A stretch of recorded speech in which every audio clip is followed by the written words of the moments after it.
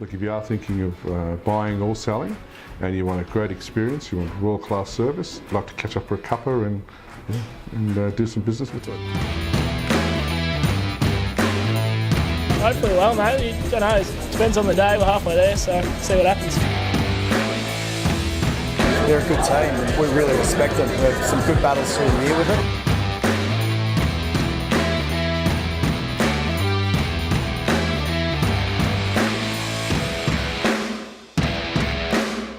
You know, who knows, we can get them, mate, if we're up and about and we're really on song. I think we can get them, yeah. But I think we can get anybody, so yeah. Time to look at the reserves, and this should be a cracker in the words of Chris Holden. Yeah, I'm really excited by this. Edi Aspendale against Mount Eliza. Edi Asp have had the week off, straight into the grand final after winning the second semi, and even though I wasn't there, I remember the man to my left, Mark, being very, very emotional, almost as emotional as he was on his wedding day when his team got into the grand final, how important it was to his footy club. But it's wonderful to have, of course, the coach of the Edi Aspendale Reserves team, Mark Fisher, the captain, Daniel McCarthy.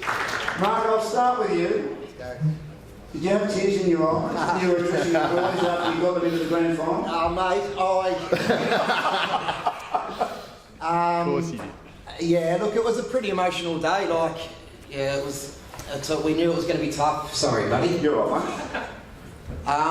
Yeah, look, it was a pretty emotional day. We knew it was going to be tough, and we knew the opportunity that we had at the end of the game if we got over the line, mate. So I do get a bit emotional. Like the guys have played on me for a few years now, know that I get a bit emotional, but that's water off the ducks back to them now, mate. They're sort of used to me carrying on like a pork chop, I suppose, yeah.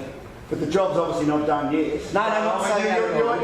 You're obviously very emotional. How then do you change your emotions from this is unbelievable to get there, but we've still got a lot of work to do? Yeah. No, the boys, we sort of come Tuesday night last week. We sort of reset training again. We went down for a swim, went out for dinner. Sort of got everyone in the right frame of mind again to really prepare for. Obviously, what was going to be 2 weeks' time from then. We had pretty much a light run on the track on the Thursday night from then.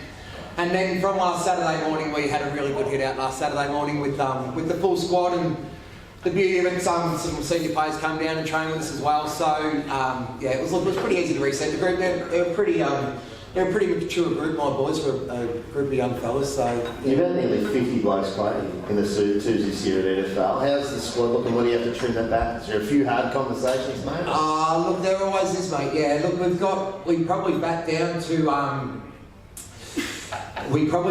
about 32 now that are really available to play on Sunday. Yeah, so look, the beauty of it is the guys that haven't been playing, like to a man, they haven't missed the training session. Yeah. I communicate with them all hopefully heavily enough, mate, so they know where they're at and what's going on. Look, we've been fortunate we haven't really had to make a change.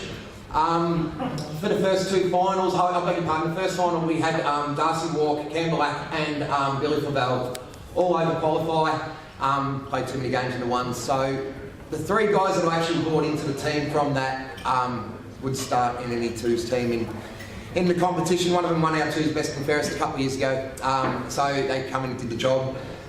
They'd been away or, for other reasons weren't in the team. They come in and filled their spot, and as I said, we've probably got about another 8 to go, ready to go. So yeah, it's a few tough decisions made, but it's working. Okay. No ammunition there. He couldn't take everything out of that. He was giving you the utmost respect. Look, oh mate, I know Nate pretty well. We both respect each other's footy teams, and we're going to carry on with all that crap, mate. Look, it is what it is. Like, we both feel the same way. We both want to win the game, so we're going to say what we're going to say. It's a lot of love. There is a lot of love, isn't there? Too much love. Daniel McCarthy, the captain. It's been a good year for the team in general. Your motto at Edi Aspendale is Flyers won. Your netball teams, 3 of them have won premierships. Your seniors made the finals, your under-19s made the finals, reserves a chance to win a premiership. Why does the team have so much success collectively, you think?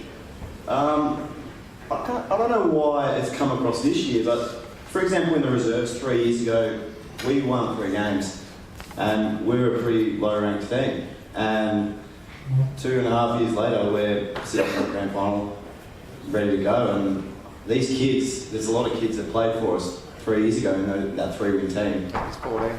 14 of them, there you go, played 3 years ago. And now we're playing off in the grand final with those 14 blokes. And saying that too, that list that the seniors were able to develop this year and put out on the park has obviously pushed a few of those guys down as well and enabled blokes that I wouldn't have thought that were playing twos footy or definitely weren't going in 3 years ago at Edi Asp are now playing twos footy and have to earn their spot to go up. So it's a good situation to be in. That definitely helps for sure, yeah. And with the, sorry mate, you're right there? I'm happy as Larry. And with the, like obviously you've got a guy like Liam Hewlett going in and he's was the best on ground in that semi-final.